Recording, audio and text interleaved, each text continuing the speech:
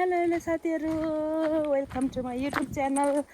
आज निकै लामो समय पछाडि म भिडियो बनाउनु पर्यो भनेर आज चाहिँ हाम्रो यहाँको ठाउँको लोकल बजार जाँदैछु, शुक्रबारे बजार, जहाँ चाहिँ बजार सँगसँगै हामी पढेको स्कुल पनि हो होइन। अब यसरी जाँदैछौँ। पहाडी गाउँहरू यस्तो दामी देख्यो। यो चाहिँ खारताम्सा गाउँ। ल यहाँबाट कोही हेर्दै हुनुहुन्छ भने कमेन्ट गर्नु होला साथीहरू। अनि जानुपर्ने यहाँ तल यो चाहिँ पुरै माइती हिँडेको जस्तै गरेर ठुम्से बोकेर हिँड्नु भएछ बजार। के बेच्न लाग्नु भयो माइज आज बजारमा? सुन्तला यहाँ तल छ है साथीहरू बजार भन्ने चाहिँ। बारीपारी यस्तो अब चैत वैशाख लाग्न लाग्यो जोस्। अब बिस्तारै हरियोहरू चाहिँ सकिँदै जाँदैछ। बाटो यस्तो ओह्रालो छ होइन। पहिला चाहिँ कुद्थ्यौँ यही बाटो, तर अहिले त खुट्टा काम गर्छ। यस्तो खुट्टा दुख्छ। तितेपाती गाउँमा कुँडो यस्तो छ अहिले मान्छे चाहिँ नभएर। पहिला भने यो बाटोमा बस्तु चलाएर बस्तीले नै सखाप पारिदिन्थ्यो। अहिले त यस्तो यो बाटो पनि यस्तो थिएन। पहिला अर्कै बाटो थियो, पहिरोले लगे पछाडि चाहिँ हाम्रो गाउँको बाटो अहिले यस्तो भएछ।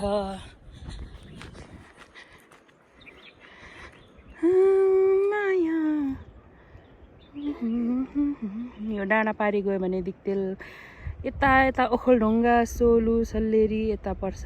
ओखलढुङ्गा भने हाम्रो गाउँ चाहिँ यस्तो छ। यो खानु हुँदैन, यो कस्तो फलेको यो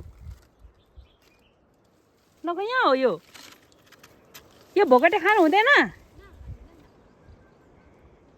कति धेरै फलेको, यो खान मिल्ने भए। मान्छे बाटोमै के खान थाल्नु हो माइजू? बाटै बजारै नपुगी अनि बाटैमै दिने हो। काठमाडौँको कोसेली हो, सम्धिनीको कोसेली होला हो। सम्धिनीको कोसेली यहाँ अर्को सम्धिनीले बाँड्दै हुनुहुन्छ। सकिँदैन के कति चम्रोमा भन्दा चम्रो छ।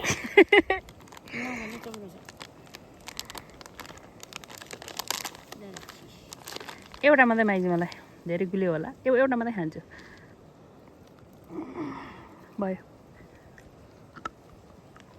हाम्रो लोकल बजारहरू हो। आज चाहिँ यहाँ हाम्रो श्रम संस्कृति पार्टीको कमिटी गठन गर्ने भन्ने सुनेको थिएँ मैले। यहाँ अलिकति जमघट पनि देख्दैछु भने यो हाम्रो श्री कुनाडा मावि, जहाँ चाहिँ हाम्रो हर्क साम्पाङ जस्ता विद्यार्थीहरू यस स्कुलले जन्माउन सफल भएको ठाउँ हो। यो चाहिँ बजार चाहिँ अहिले अब खासमा लाग्ने टाइम भएको छैन होइन। अब बिस्तारै लाग्छ बजार। अहिले मान्छेहरू अलि ढिलै आउँछ नि त गाउँमा। सबै हाम्रो शुक्रबारे बजार तपाईलाई 3 टा हुन्छ। 4 बजे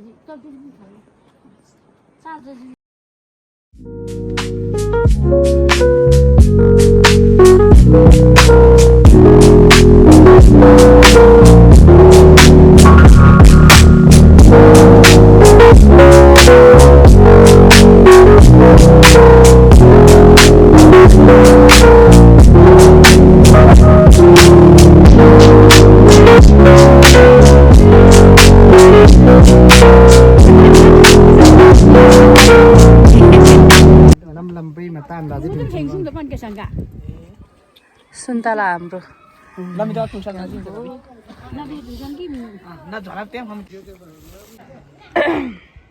आज हाम्रो श्रम संस्कृति पार्टीको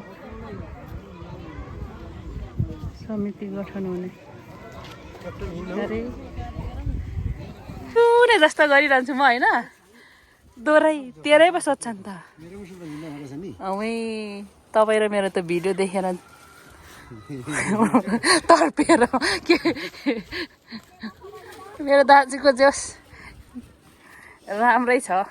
मार्केट दाम ज्यान हेरेर पनि सबैजनाले खानु कर गर्नुहुन्छ। जाउँ एकछिन सुनिदिउँ।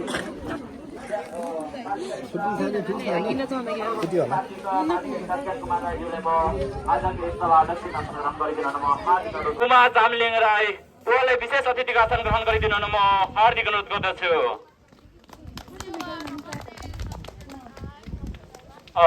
खदा बार्दै लगाइदिनु म हार्दिक अनुरोध गर्दै सम्पूर्णले ताली बजाइदिनु होला। र यसै गरी म अतिथि आसन ग्रहणकै क्रममा सम्पूर्ण उपस्थित छौँ।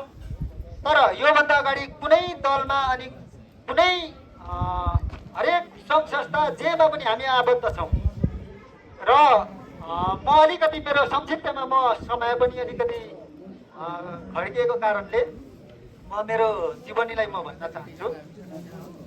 यो नेपालको राजनीतिलाई मैले पनि अलिअलि यसो निहाल्ने गरेको छु।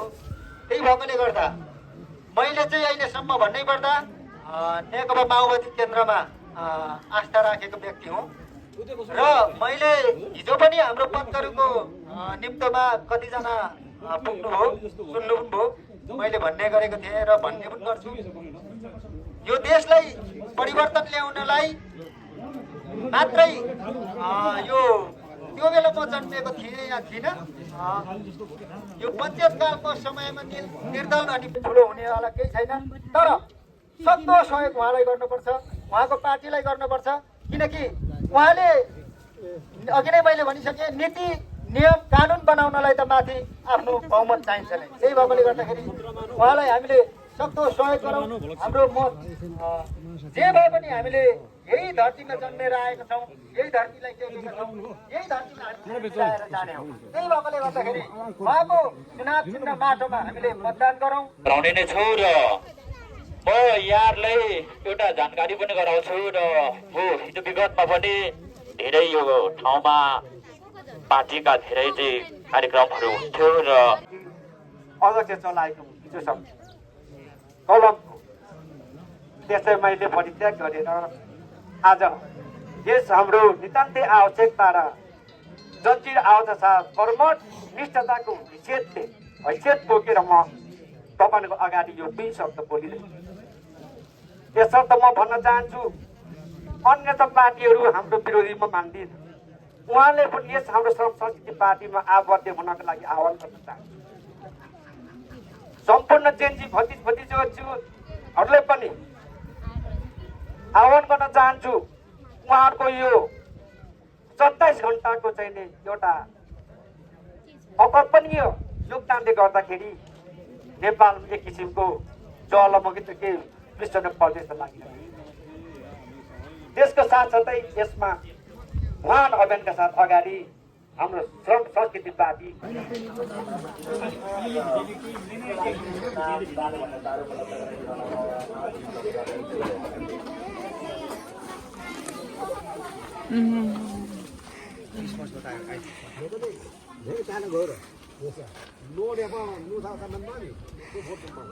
बुद्धिजीवी सरहरू अनि कोपाहरू पनि हुनुहुन्छ।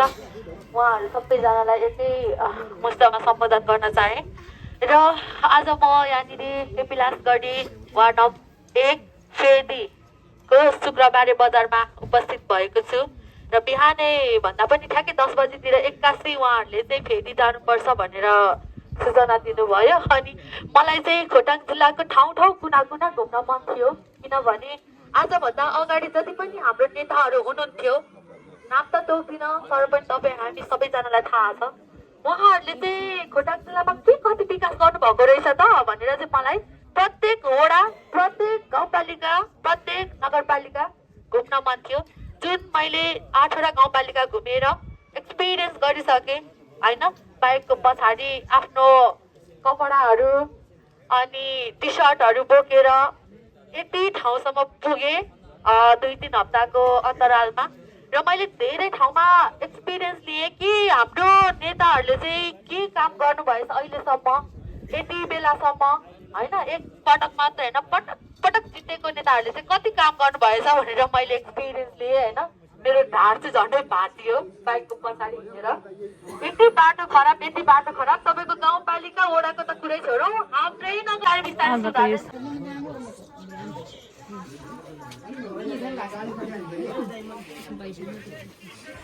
पुगे सामान सपिङ पुगेन अझै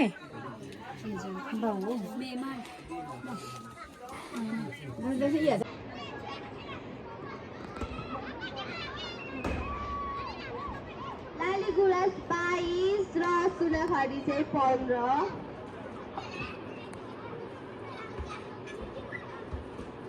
के ल्याउनु भयो बाउ ढाकरमा उता फर्किनु त पुरानो ढाकर बोक्नु भएछ त लु तेल मेसिन आफ्नै छ अनि तेल ल्याउनु भएको नि लु बिसाउँ एकछिन लु है ल साथीहरू आजको हाम्रो दिन यस्तै रह्यो केही कुराहरू सुन्ने मौका पाइयो केही कुराहरू सिक्ने अवसर पाइयो अब आजलाई यति फेरि भेट्नेछौँ बाई बाई